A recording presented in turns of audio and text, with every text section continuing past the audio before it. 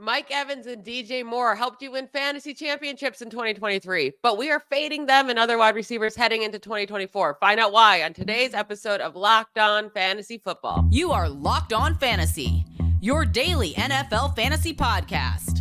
Part of the Locked On Podcast Network, your team every day.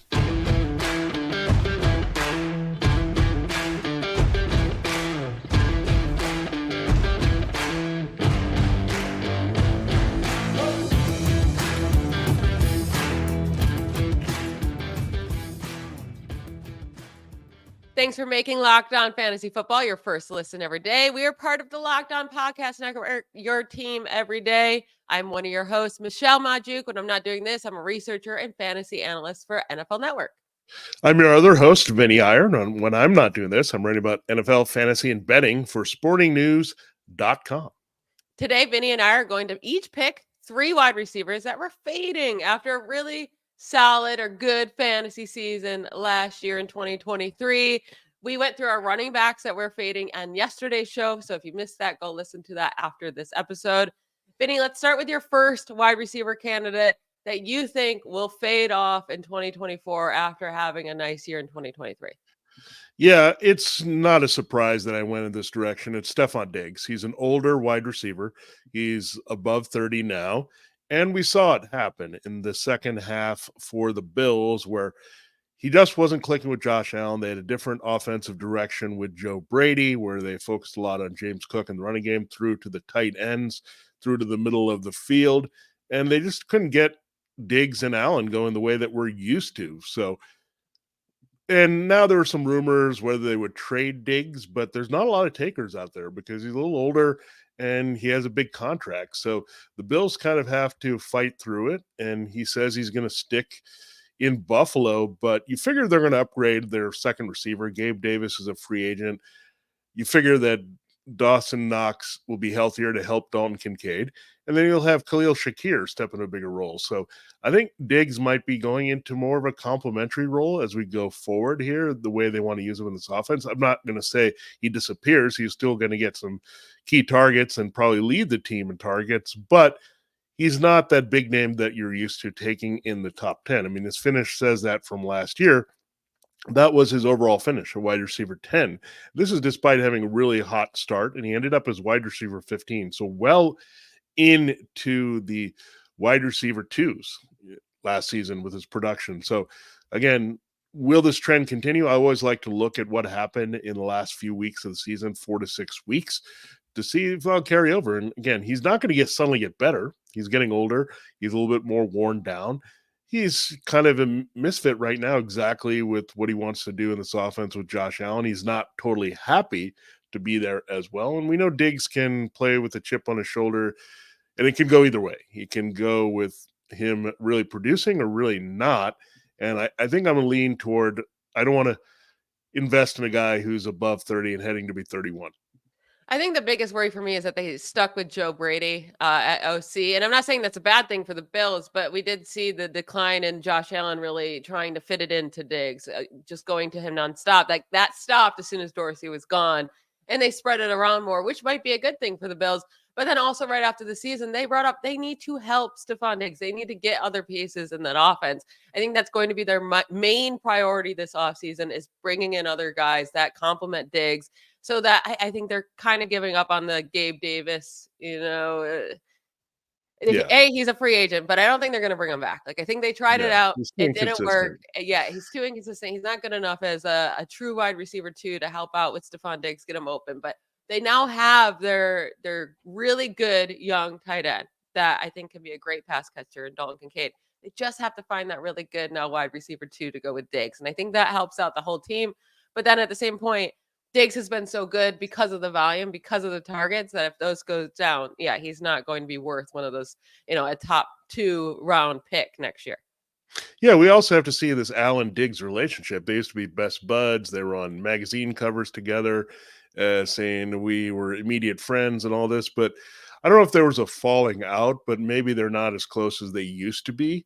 And it could be just the way this offense goes. And again, Diggs has a bit of a diva attitude as a wide receiver. He's had it. It's kind of what made him move from Minnesota, and Minnesota probably is happy because they have Justin Jefferson. Now they got to figure out how to pay him. But I think he was best when he had that second guy, Adam Thielen, and he came up, and that really helped Stefon Diggs kind of develop into an alpha. Right now, he's an alpha who needs some help. He's not just a guy you're going to plug and play and get that production that we're expecting. Again, the fade was there already last season, so we're looking at, but he's not a guy that I'm going to be targeting in a lot of drafts this season. And typically he's not a guy that I've looked at too much because of where I'm drafting. But in this season in particular, I think I'm not going toward Diggs as much as possible. Yeah, I'm with you. And another guy I'm fading a bit is DJ Moore. He ended as wide receiver 6 overall. A lot of this comes down to the quarterback, right? If the Bears happen to keep Justin Fields and totally change their mind and don't go rookie quarterback, then sure, I'm still down that DJ Moore should have a really nice season next year. But the thing with Moore was that he had some huge weeks with Justin Fields. Now, that stretch of time with Tyson Badgett, brutal, right? No good fantasy finishes in there. It was really bad for him. But with Fields, he had some huge weeks. Finished as a wide receiver 6, wide receiver 1, wide receiver 6, 13, 2, 3. Like, these are all very awesome finishes. And then some sprinkled in solid games and a couple bad games still with Fields there. But that happens with every wide receiver. So he and Fields had this really nice connection. Now it's expected that they're going to, probably take Caleb Williams, probably move on from Justin Fields. We'll see what happens there. But it is rare for wide receivers to be elite in fantasy with a rookie quarterback. I know we just had CJ Stroud with the Texans, and he, did his thing with Nico Collins. Tank Dell was great, but that's rare, right? We can't just expect this rookie quarterback to come in and provide this great fantasy output for his top wide receiver. That just doesn't happen all that often. And then also, plus, DJ Moore was the only wide receiver on this team last year. It was Darnell Mooney, who he was dealing with injuries pretty much the whole year, and now he's a free agent. And it was just him. That's it. DJ Moore and Cole Kmet at tight end. I do think either it be Fields, you need to build around him, or if it's a rookie, you have to add more weapons for that rookie to succeed. So I do think they bring in another wide receiver that could steal some targets from Moore.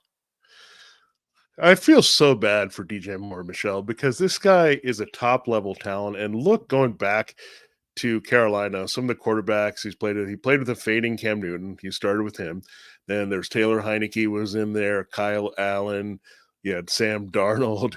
You had Teddy Bridgewater. You had a little bit of Baker Mayfield. It was just crazy. And even don't forget like PJ Walker, these guys that have started for the Panthers. And now he had to deal with Bajent last year on top of Fields. And now he might lose Fields and has to go with the rookie. I just feel bad for DJ Moore because we saw if he can get going and develop chemistry with one quarterback, he's going to go nuts. And we saw that with Fields. I think he was feeling with Fields. So it's a shame. It's kind of weird, right? The Bears made this blockbuster trade and got DJ Moore to help Justin Fields. And now they're thinking about moving on from Justin Fields and pairing DJ Moore with someone else. So I don't know. I think the Bears might be too hasty in moving on from Fields when they just need a lot of help at other positions. They got the draft capital to do that. And look, they're going to bring in a number 2 receiver. And even if they don't kind of say we're going to use that pick on Marvin Harrison, we're going to be adamant about going after Caleb Williams,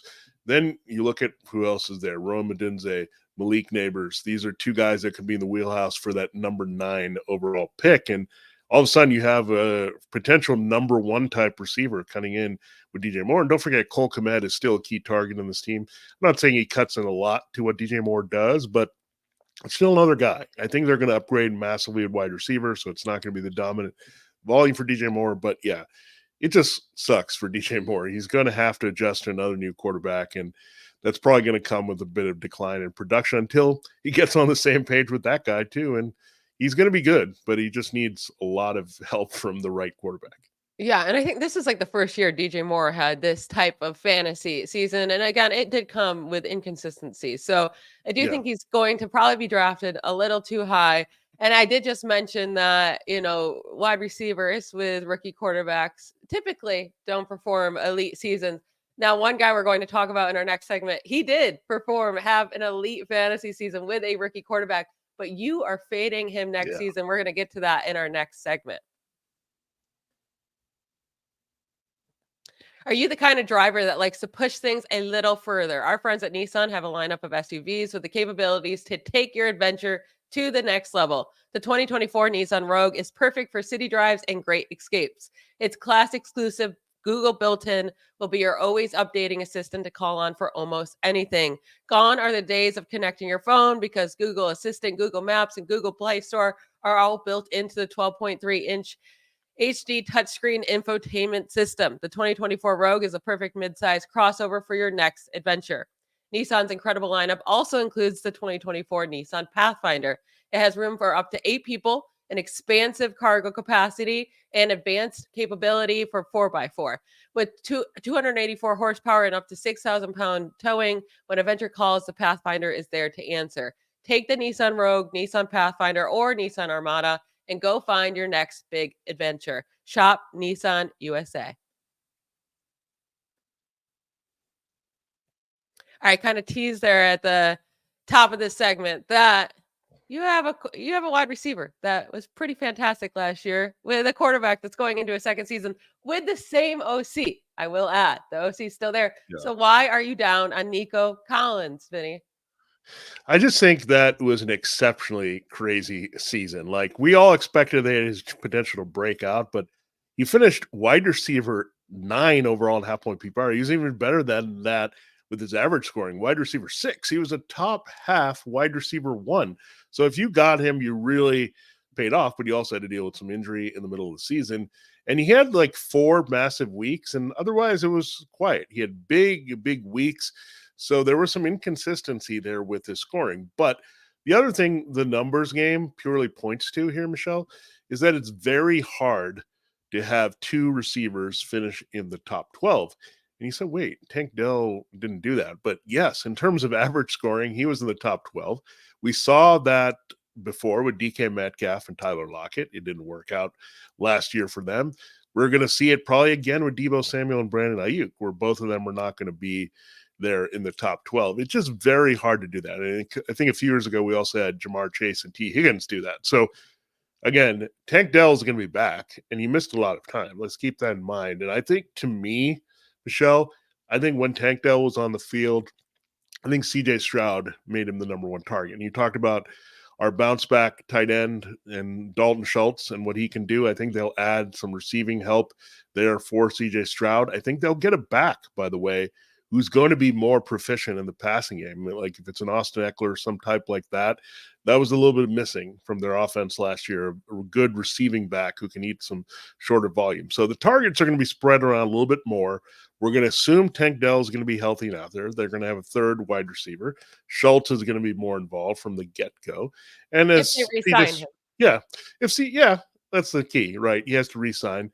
I think they'll look for a tight end upgrade, or we saw a little bit of Brevin Jordan last year, so maybe they're higher on him. But then we look at the other aspect of this is it's a second-year quarterback. So CJ Stroud loved Collins a lot last year, but he's going to be more confident to spread the ball around, and Dell, I think, is his boy. So you got to sacrifice Collins if you want more of Dell, Michelle, I'm sorry to say.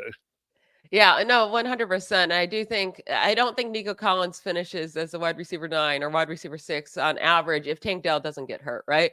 Collins did have some big games even when Dell was there, but once Dell went out, it became a little bit more consistent with his target share as well.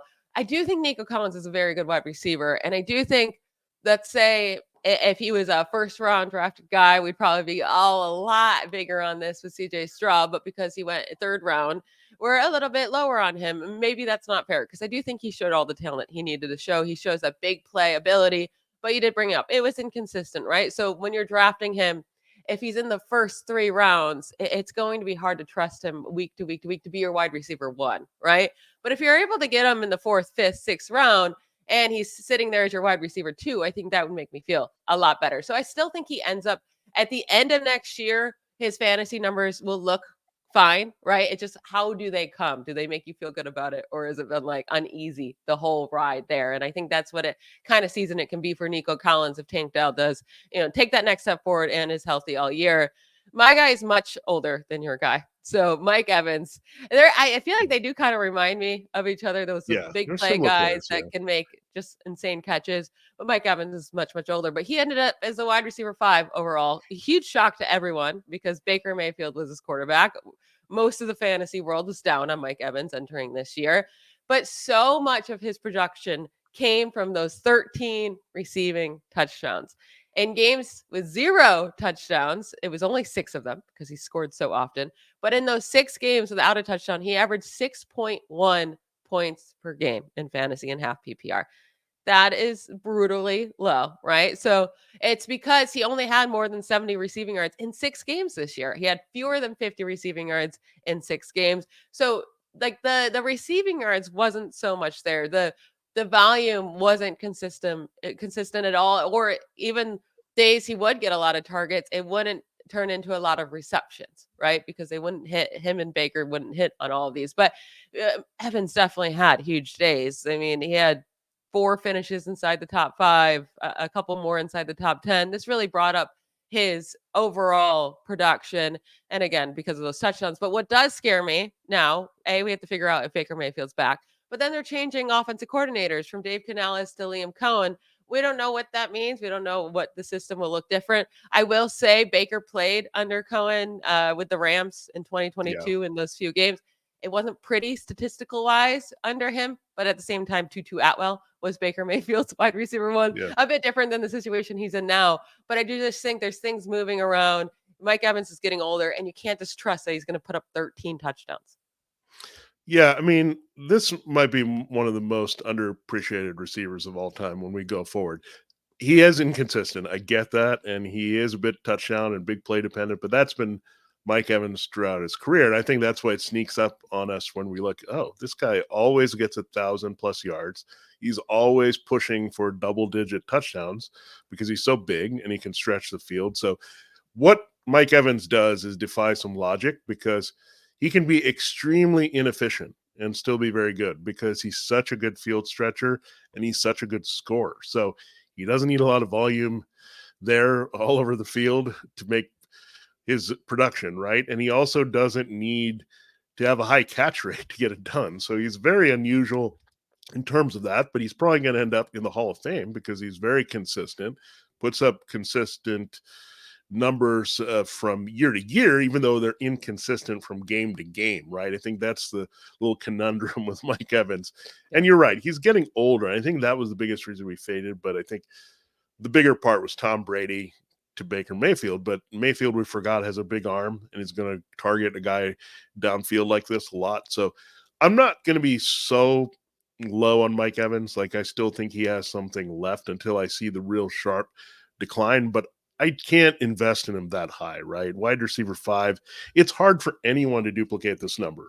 And I will say, yeah, it I don't is think it's important gonna to happen. note that he is a free agent, right? I Yeah, can't picture him signing with anyone else but the Buccaneers. Maybe that's my own get him brain to the just saying this. Chiefs, and I'll be thrilled. But Yeah, I'm so we'll see where we're talking about him with the Buccaneers. We'll see where he signs, but I do think the Buccaneers are a good spot for him overall in terms of fantasy. I don't think he finishes as a top 10 wide receiver again. Probably more around the 15 to 12 range, and he's going to be drafted up high because of the season that he had last year.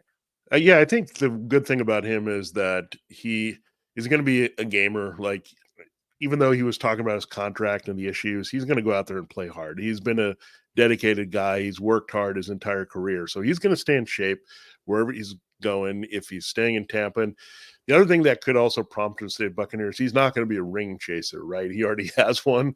So that kind of says, okay, I'll stick around. I've been a guy in Tampa in the community for a long time. And I think that's going to help and just going to keep him around. And good. The one thing that I would say is the Mayfield Evans chemistry. They got to re-sign both these guys. So if Mayfield somehow leaves, then we're going to reassess this again as well. And in our last segment, we'll look at 2 guys that could be changing quarterbacks here in different ways, and we'll get to them as our final fades of the show.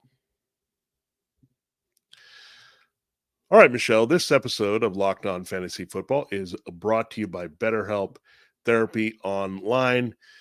We are looking at our fantasy football teams, and maybe we were frustrated the way we finished last season. We're looking for not having guys to fade next year and just feel better about our teams. It can be really tough to go through that season, and you have to kind of overcome that. Well, look, we're talking about fantasy football where there's some bigger things that we need to get off our chest as well. And the best way you can do that is with online therapy because, look, I go to therapists and they just help me when I'm lost, find the roadmap that I need to get back on track with life, with things that are going on that are going to weigh down on us every day. And I really can't say enough about what therapy has done for my life. It's been game changing, and I want you to have that same experience as well.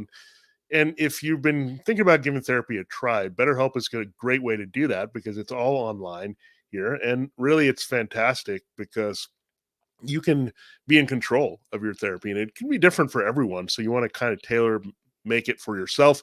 Most of us have bigger problems than what's going on with our fantasy team. And it's important to get off your chest all those things every once in a while. If you're thinking of starting therapy, give BetterHelp a try. It's entirely online, designed to be flexible and suited to your schedule. You can change therapists whenever you need to find the right fit. Visit betterhelp.com/lockedon to get 10% off your first month. That's BetterHelp, HELP.com/lockedon to take advantage of that offer right now. All right, Michelle, let us close the show and look at two more wide receivers we're fading. So we'll have 6 in all when we're done. This player that you have, I think he's not going to be on his team. I just wrote about that for Sporting News. He's a great trade candidate. He already thinks he's not going to be on his team. It's Brandon Aiyuk. So tell me why he's going to fade possibly out of San Francisco. So I think he will be on the 49ers because I think the Okay. 49ers is extremely, extremely stubborn, including Kyle Shanahan. I mean, we saw how they dealt with Deebo Samuel. They weren't going to trade him no matter what. They don't care. They do not. This is one thing I have an issue with 49ers franchise with. They don't care about the person when it comes to their players in the slightest. They have shown that. So that kind of icks me out. So that's why I think Brandon Aiyuk will be there even if he wants to leave. But so in my interpretation of this, he's still with the 49ers, and that's why I'm fading him this year because it's never a good thing to have this whole fight all off season, right? It's not good for production in the upcoming year in most situations. So right there off the bat, not a great way to come into the season, but he finishes the wide receiver 14 in fantasy this year. But that really came off of the back of 3 really big fantasy days, over 20 fantasy points in each of those 3 games. Those were his 3 games with over 20 fantasy points.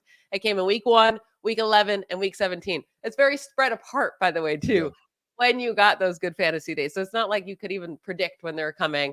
And the other 13 games he played, he averaged 10.6 fantasy points per game. I mean, that is not impressive in the slightest. He finished outside the top 30 wide receivers in 6 weeks, including 3 weeks outside the top 50. So destroyed you in 3 weeks. And then he finished inside the top 10 only 4 times all year long.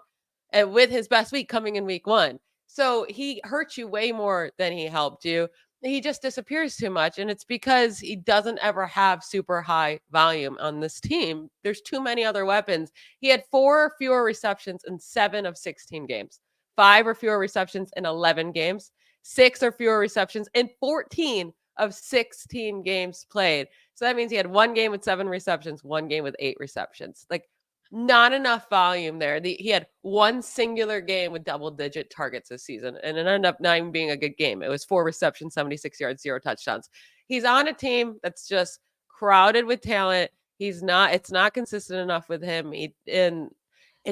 These big, huge weeks do come up, but that's what is skewing the end season result for his fantasy numbers.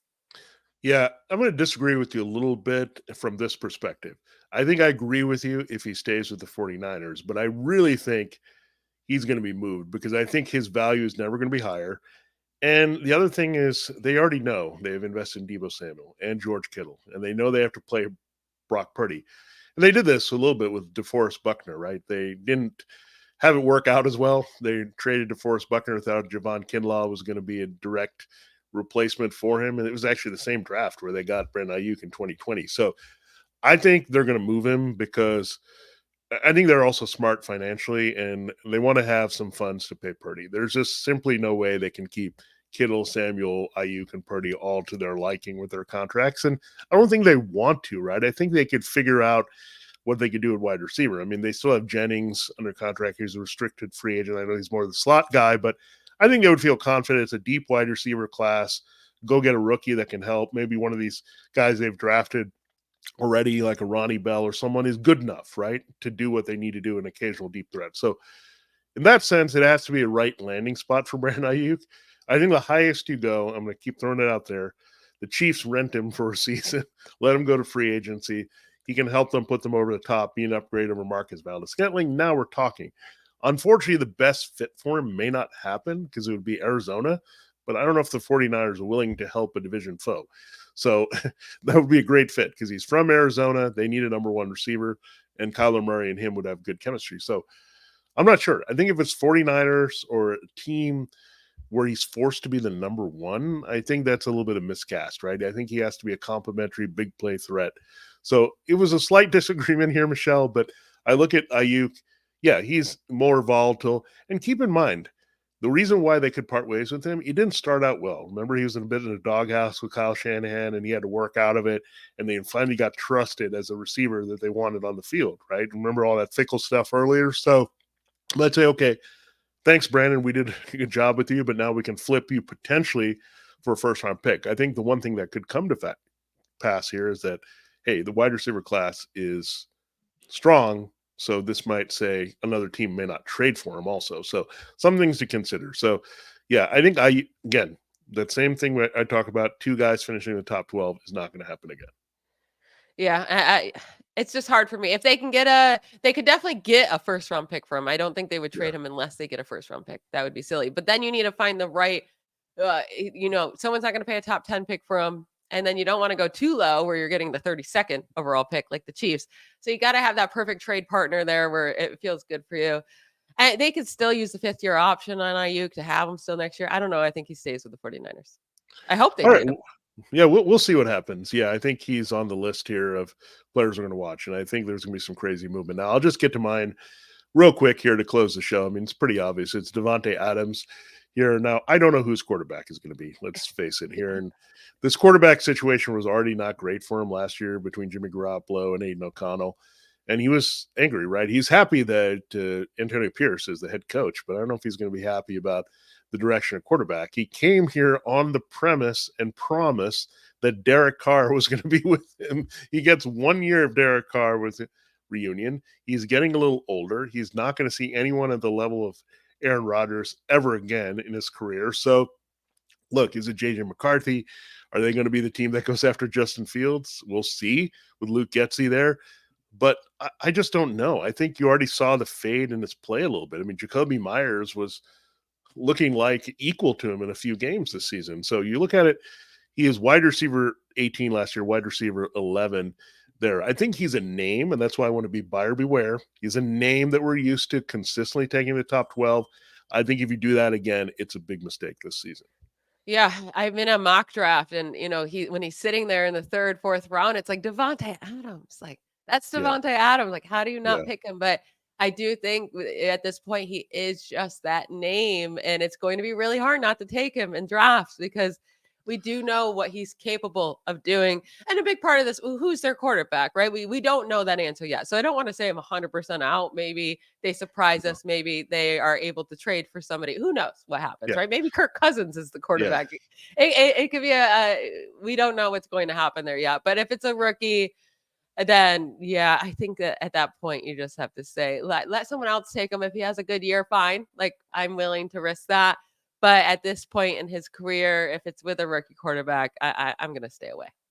Yeah, and I don't see there's any snare of him trading to the Jets. So that's one thing. I mean, Aaron Rodgers will probably do his best to play GM and get him there, but I just don't see that happening. So, yeah, it's the end of an era. Davante Adams has been an elite fantasy receiver for a long time, but I think those days are about to go. Like, he's still very talented and a veteran who can get it done. But again, we saw the fade last year, and I think it'll only continue as he gets used to get an offense he knows, at least from the Packers with Getsy. But yeah, I'm just not feeling it this year. And look, you can see that in the pre-draft rankings if you're looking at that now. And don't forget, all those rookie receivers we talked about, Marvin Harrison Jr., Malik Neighbors, Roma Dinze. These guys are going to push some of these guys down, and we know that rookie wide receivers were big assets last year. Thank goodness for this rookie wide receiver Yeah. class, because we're We need starting to it. see the end of the era with Diggs and Yeah. Adams and Cooper Kupp. So it'll be nice to get some fresh faces in here. Really a great time for this new class, which we will end up, discussing about in the next couple of weeks here. We'll dig into all the rookies, but that is it for today's show. Thank you all for making Locked On Fantasy Football your first listen every day. Every dayers, Vinny and I will be back on Monday discussing more fantasy goodness. Enjoy your weekend. Bye, y'all. See you.